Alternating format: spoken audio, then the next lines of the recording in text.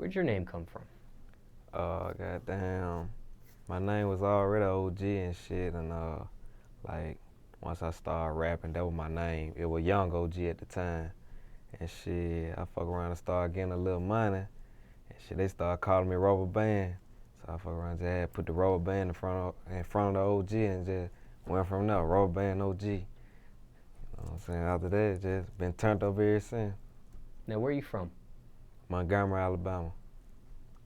Now, what's your opinion of the state of rap music right now in Montgomery? I feel like, man, we one of the most talented cities, man, in the world right now, but it's like we just being overlooked. You know what I'm saying? I feel like everybody got the talent to blow. We just need to stick together and just knock the door on down. We one step away. Now, give me a tour of the city of Montgomery for someone that's never been there before. Let's start with the food. Favorite food spot in the city? My favorite food spot, man, I had to say, goddamn, Texas Roadhouse, man. Goddamn, they got some good food. That's my favorite spot, man, to go eat. You know what I'm saying? Take my little squid on a date or some shit like that. Texas Roadhouse, man. What do you usually order there? I like the steak, man. Any particular way? Medium well. Is it a regular steak or is it a certain kind of steak you get? Any kind, I eat them all. I can't complain. I'm a project baby. Now, what about the nightlife? Favorite strip club in the city? We ain't got no strip club down now. No strip clubs? Hell no, man. They won't even let us have them in Montgomery, Alabama. I wish they did. Well, what about regular nightclubs? Favorite regular nightclub in the city? Shit, Club Big Boy, man. That bitch turned every goddamn Tuesday, Thursday, Friday, Saturday, Sunday. That bitch turned, man. Now, we talked about the food a little bit. We talked about the nightlife. What are some other spots you recommend someone first time visiting Montgomery to see or check out while they're in town, if any? While you in town, man, I say if you in town, man, on a good Friday or Saturday, I say check out the Big Boy, man, the club I just was talking about, man. And goddamn, come see how we living, man. Go the whole city, go. Now, what about the lingo? What are some terms or some phrases one might hear in the city of Montgomery right about now? Shit. On God. Goddamn. I'm already hip. New back, which mean goddamn like when they say new back, that mean they fucked a new girl that they ain't never fucked before. So a nigga might walk up to you and be like, yeah, I just caught me a new back, which mean he just fucked a new girl that he never fucked before, you know what I'm saying? And I just goddamn told on a lot of niggas too, man. Cause goddamn girls down there don't really know what it mean, but shit, fuck it. It is what it is, man. You hear that shit, know what it mean. Now, what about those other two terms before that you mentioned? How are those used or what do they mean? Shit. A nigga might just walk up and be like, yeah, boy, on God, you know what I'm saying? On God, the club was turned last night. Shit, on God, I just went off on that song or anything like that. Shit, it might be, I'm already hip might be used, and they're probably like, man, them niggas, goddamn, you seen them niggas playing in the club last night, they were watching that nigga probably, I'm already hip. I already know what you talking about. So shit, that's just how we use them. Now, what about special events? Are there any special events in the city of Montgomery you recommend somebody go to Montgomery to go check out? For example, in New Orleans, Mardi Gras is like a week-long celebration situation out there. Very special out there. Anything in Montgomery that stick out to you? See, we don't have no particular thing like that, but man, anything, goddamn, I say the Empire throw, there's like a goddamn little promotional group, and they goddamn throw parties at club, bring different artists and everything they throw, blow out. So if you ever see an Empire event, make sure you check it out. Now let's take it back a little bit. What type of student were you in school? Oh shit, man, class clown. Love to joke, make people laugh. Goddamn, should have been doing my damn work. If any student watching it right now, man, get your goddamn work, graduate, man. 'Cause to be for real, that rap shit, this my only chance to make it out the street, you know what I'm saying? If I could do it all over, I would have graduated, go to college, man, and take a different route. So you never graduated high school? Nah, I dropped out, 10th grade. Any thoughts about getting a GED? I got my GED though, so you know what I'm saying? I always can go to college or go back to school, take up a little trade or something. Jobs you, and speaking of trades, jobs you had growing up, if any? Yeah, I had a little warehouse job, a little Hyundai supply. I worked there for like a year. But shit, that like the only job I ever had right there. Shit, it was alright. I wish I could have kept it a little bit longer. Any crazy stories dealing with that job? Not for real. Not that I want to talk about. Not for real. All right. Now, what's the worst thing you put your parents through? I said the worst thing I put my mama through, I say goddamn, dropping out and just like being in the streets, period, and goddamn like, 'cause you know Montgomery, goddamn, it's ruthless down there, and so many like my homeboys and shit were getting shot, couple got killed, and you know what I'm saying. My mama, 'cause my mama stay in Huntsville, Alabama. That's like 200 miles away. She was always telling me to come to Huntsville. You know what I'm saying? Well, you know what I'm saying? It's a little better at, but shit, I just stayed in the streets, and so many of my partners and shit were getting killed and shot, and she was blowing my phone up. She still do to this day. Every time something happen, you know what I'm saying? And I feel like dropping out of school and just running the street, period, that probably fucked up a little bit. Now, what's your message to the youth? Man, stay up, stay goddamn in school, stay focused, you know what I'm saying?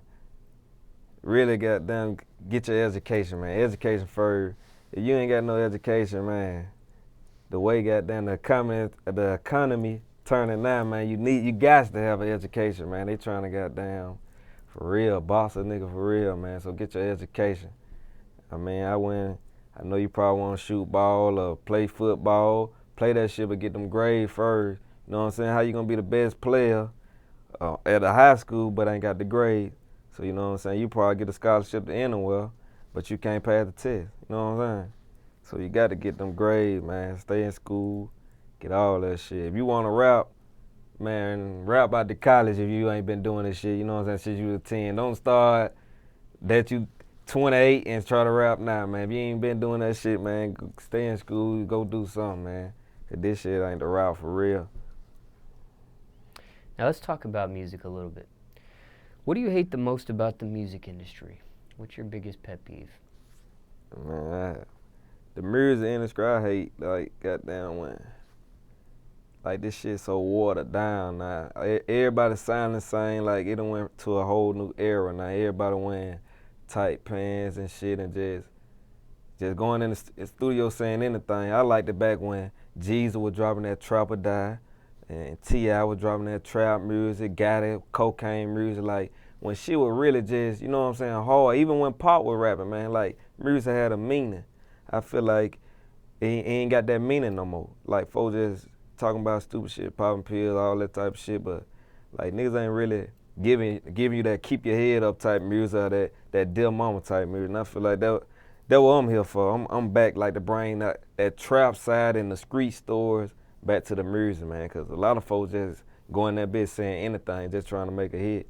But you know what I'm saying? I'm trying to touch a nigga life, like whatever situation you might be going through, that's what I want to touch. Like it might be a nigga that ain't got nothing that want to give up and go crash out and rob. I want to speak to that nigga like, no, man, you know what I'm saying? Take a dip out, go fill out the application. Like if I touch you through my music, I want to do that. You know what I'm saying? I make plenty of songs, goddamn motivational songs. You know what I'm saying? And I want to be that nigga just to bring that side of the rap game back instead of just going that bitch and talking about pills or lean and fucking this whole that whole. It's alright to talk about that, but at the same time, I'm a goddamn preach to these children too. You know what I'm saying? Let them know stay in school. Every time I talk to a little child or something, they run up to me in the mall and take pictures and all that shit. I let them know stay in school. Do that for me. if you like my music, graduate from me. You know what I'm saying?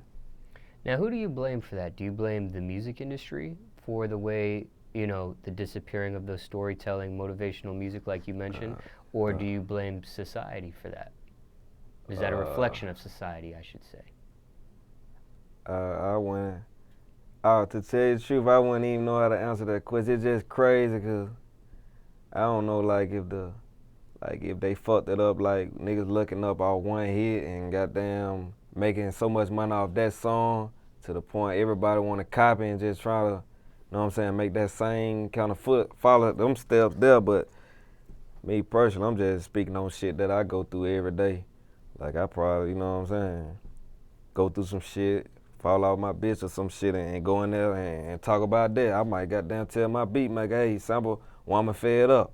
You know what I'm saying? Because I'm into it with my bitch and I feel like she fed up or anything like that. So me personally, I just rap about what I go through. Top 3 things you need in the studio.